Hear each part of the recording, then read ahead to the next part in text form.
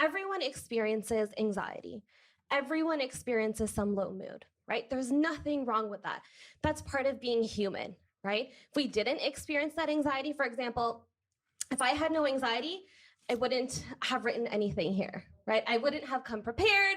I wouldn't have done my hair. I wouldn't have put on a pretty face. I would have just like shown up and just, I don't know what I would have done actually.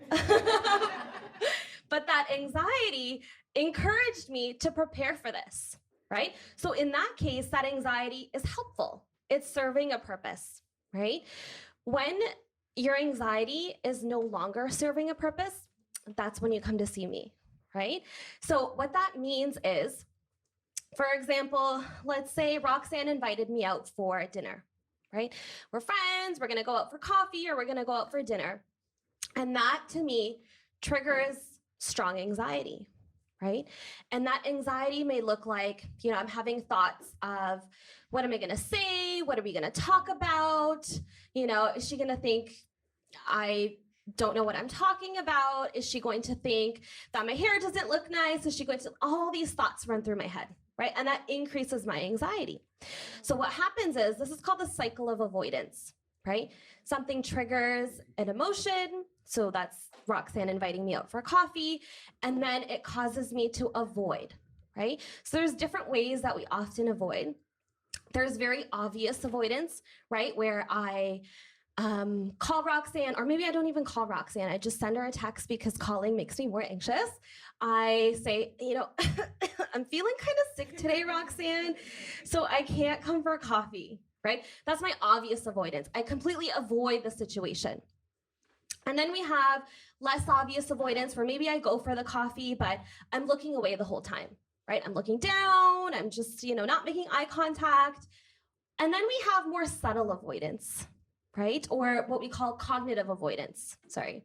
So cognitive avoidance might be, just don't look at her, it'll be fine, it'll be over. And I'm telling myself these things, right? So I went on a little bit of an avoidance tangent, but there's a lot of avoidances. So what I'm trying to get at is that's when anxiety starts to get in the way of the life that you want to live, right?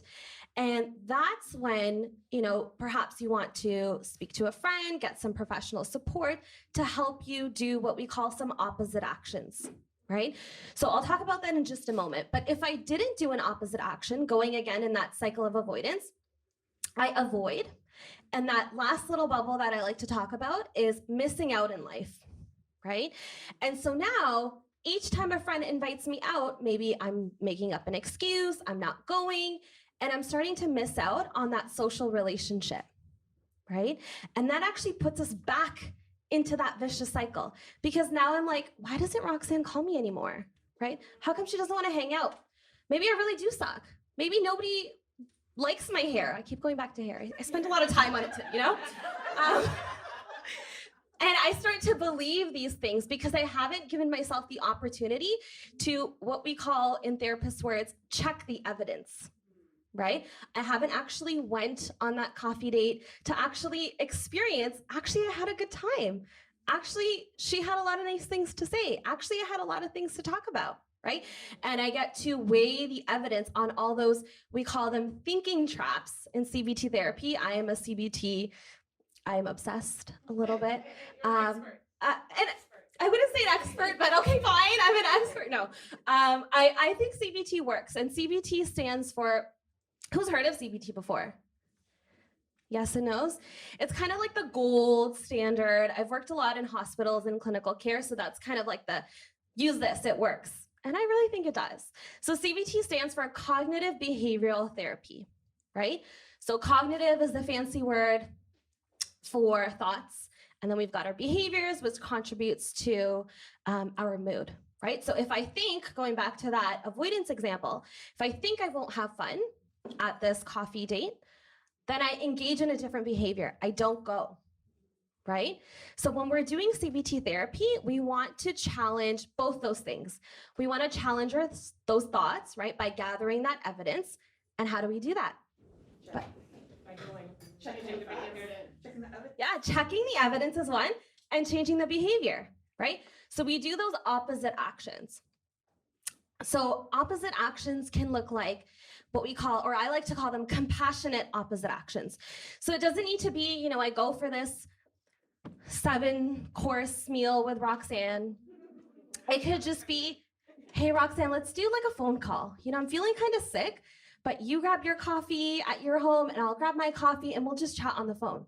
That's a compassionate opposite action.